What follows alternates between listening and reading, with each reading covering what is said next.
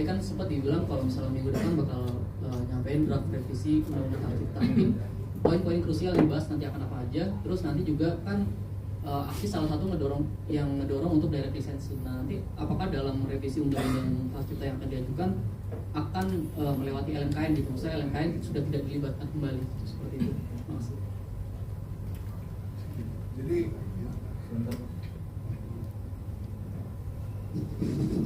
menjelaskannya ini mesti komprehensif ini. Saya coba itu Johnny tolong apa? Oh iya. Itu bukan kertasnya. Ada spidolnya nggak John? Tadi kan aku udah nanya dari tadi John. Ya minta apa? Jangan banyak alasan kamu.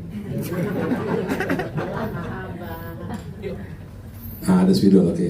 Di sini aja dari sini. Apa di situ ya? Majuin dikit ya, majuin dikit ya, biar. Jadi kita ini sekarang nah gitu mas. Supaya video ini nanti ditonton sama penyanyi-penyanyi yang kurang gaul itu. Oh, mana spidol ya? Oke. Ini Pak. Jadi begini, awal mulanya semua itu namanya artis ya, musisi lah ya, musisi itu ada penyanyi ya, ada pemain band.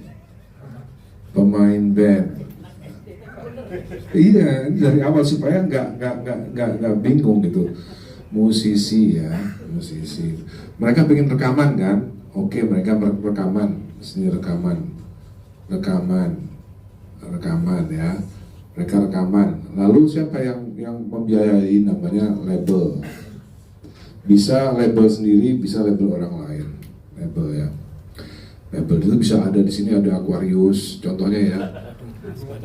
Aquarius yang dulu nih, ya kan Musika, Trinity, Sony, ya, musik, udah dan lain-lain.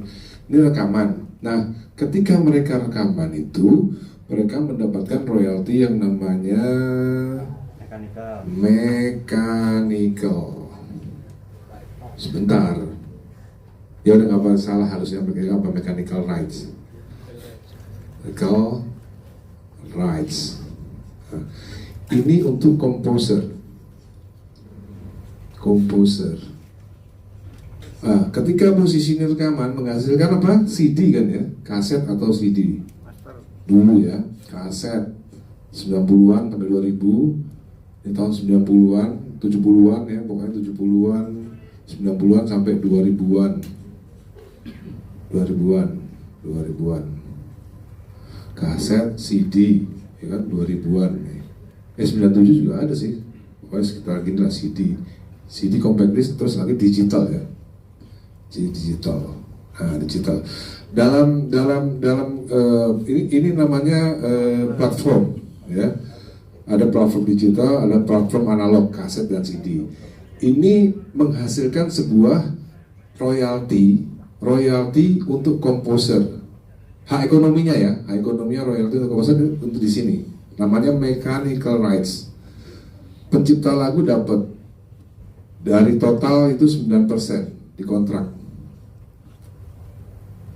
Lalu pemain band ini penyanyi ya, penyanyi komposer. Terus yang ini mereka yang di sini dapatnya di mana? Namanya apa? Denny Casmala. Tuh, Denny aja lupa apalagi Once. Nah, salah. Sound recording rights. Sound recording kurang nggak apa deh. Rights. Nah, ini ya. Sound recording rights. Saya tanya sekarang. Ini belum konser ya, belum konser. Berarti Agnes Monica dapatnya di mana? Sound recording rights. Nah, ini Agnes dapatnya di sini. Ari Bias dapatnya di mana? Mechanical rights, benar anak-anak. Ya, 9% jumlahnya di sini ya. Ini kejadian sebelum 2014. Ini adalah masa-masa di mana situasinya berbeda. Jadi Agnes Monica ketika dia dulu nyanyi waktu masih kecil itu belum ada, belum di sini ya, masih kecil dia di sini. Agnes Monica kelahiran 1986. Berarti 2014 dia umur berapa? Coba Badai jawab. 38. Berapa? 38. 2014. Iya. 28. Hah? 2014, lahir 96. 28 tahun ya. Oke. Ketika dia berumur 28 tahun, ini situasinya udah berbeda. Agnes 28 tahun, situasinya udah berbeda. Dia harus membayar yang namanya performing rights. Ya. Performing rights, live performing rights ya. Ya. Dia harus membayar ini untuk komposer. Untuk komposer.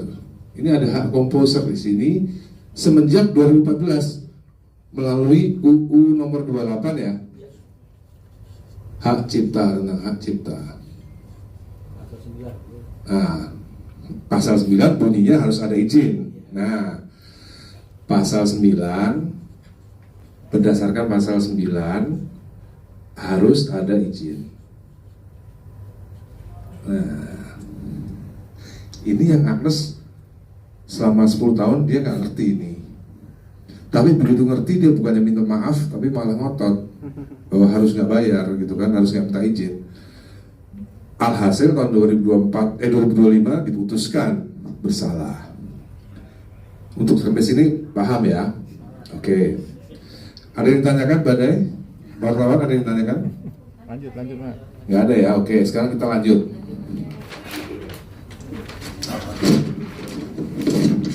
Yang belum absen dulu yuk. Jangan pipis dulu ya, jangan. Kalau mau izin ke belakang nanti. Ya. Kita kenal dulu ada label ya, yang tadi kita sudah sebutin siapa aja labelnya ya. Mereka menjual dulu kemana? Ke toko kaset, toko CD, toko kaset dan toko CD. Ada yang namanya Distara dan lain-lain dulu. Sebelum ada DSP, sebelum ini fisik namanya. Fisik, ini jadi label jualan fisik, ini ke tokonya kaset. Ini mereka mendapatkan 28 sampai 30% dari harga yang tertera. Ini tadi agak lupa tadi. Ya, komposer kan 9%. Sound recording rights itu bervariasi antara 6 sampai 15%. Tergantung deal. Kalau Dewa 19 gede persennya, cuma nggak saya sebutin aja. Takut Tiu marah nanti.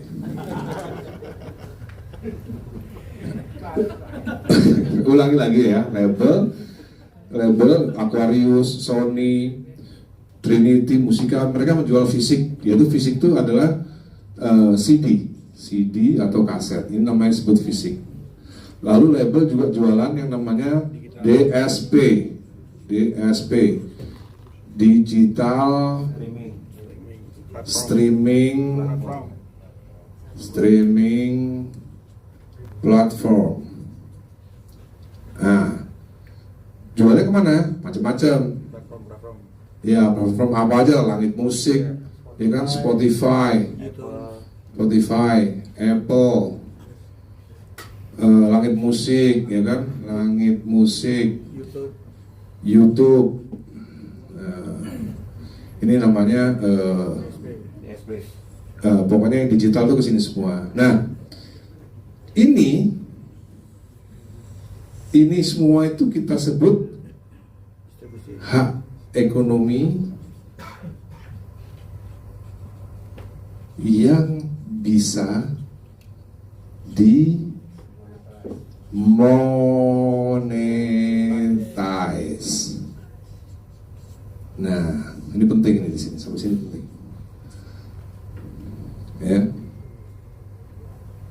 Waktu tahun 90-an, ternyata hak ekonomi ini berkembang, tidak hanya CD, tidak hanya kaset, tapi ternyata ada karaoke, ternyata ada restoran-restoran atau kafe atau hotel, mall, bahkan televisi swasta, bahkan radio yang mengumandangkan lagu-lagu daripada musisi dan penyanyi, atau musisi penyanyi yang tergabung dalam band atau penyanyi sendiri. Lalu label-label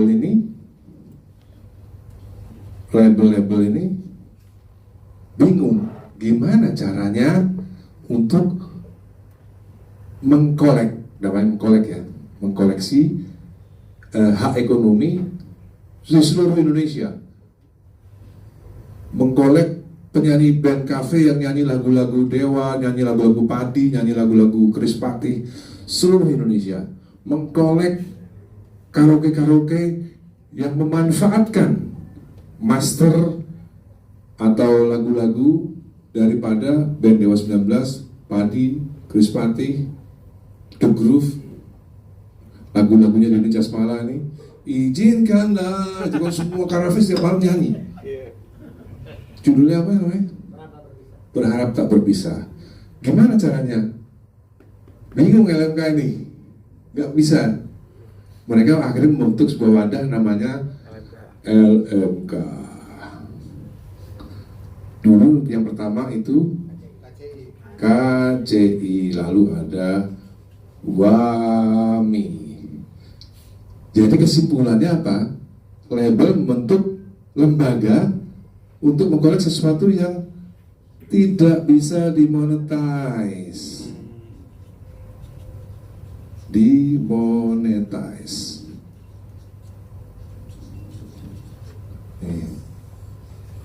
Ini adalah domain daripada LMK.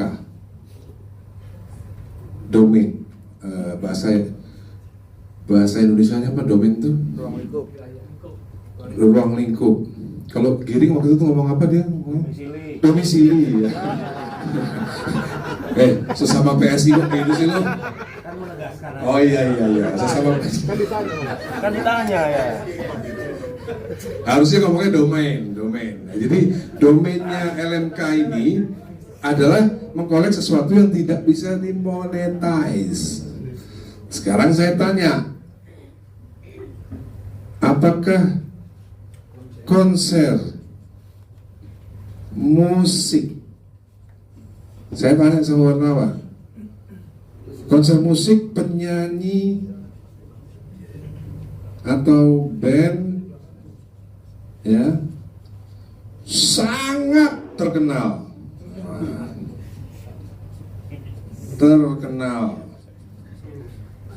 Nah, ini bisa dimonetize apa enggak? Pertanyaannya. Susah atau tidak dimonetize? Karena saya tadi lupa bawa, saya punya foto Dewa 19 dari 2024 sampai sekarang. Itu ada hampir 400 foto. Itu menurut saya mungkin ya sekitar segitulah. Kalau artis atau penyanyi band yang sangat terkenal, kira-kira per tahun tuh ya 100 lah konsernya. Nggak sulit kan sebenarnya kan. Artinya apa? Artinya LMK WAMI ini bukan, konser musik itu artinya bukan ranah daripada KCI dan WAMI sebenarnya. Jadi kalau Ariel, karena dia salah pergaulan, dia ngomongnya belum ada aturan dari pemerintah, benar nggak? Dia kan ngomong gitu kan? Saya dengar sendiri. Sekarang pertanyaannya, ketika Noah bertransaksi dengan IO, itu ada aturan pemerintah nggak? Nggak ada dong. Itu yang disebut kesepakatan para pihak. Misalnya saya punya mobil, gitu ya, saya mau jual ke orang, ada aturan pemerintah nggak? Nggak ada. Kalau mau setuju lah, aku mobil saya bekas nih, saya jual 100 juta. Kalau mau ya beli, kalau enggak ya enggak. udah selesai. Atau kalau rumah mungkin yang tinggal notaris aja pakai gitu. Jadi sebenarnya sama. Pencipta lagu dan penyanyi bisa berdiskusi sendiri sebenarnya. Semenjak adanya Undang-Undang Hak Cipta tadi tahun 2014, itu di pasal 81 sudah jelas, saya masukkan IG hari ini, bahwa perjanjian khusus, perjanjian lain itu bisa dilakukan oleh pencipta dan pengarang lagu. Tidak perlu diatur oleh pemerintah. Pemerintah udah capek ngurusin banyak hal gitu. Jadi Ariel dan kawan-kawan jangan cengeng, jangan kekanak-kanakan. Nggak perlu pemerintah untuk mengatur pengaturan hak ekonomi pencipta yang digunakan oleh para penyanyi. Nggak perlu. Iya, cukup deal sendiri aja. Caranya deal ya belajar sama Mama lah. Mama kan pinter nawar tuh. Jadi nggak ada sesuatu yang sulit. Sampai di sini ada yang mau bertanya? Yes. Tapi kan ada lembaga bantu pemerintah yang namanya LMKM juga untuk mengatur royalti juga. Yes. Oke, jadi saya bantu jawab ya.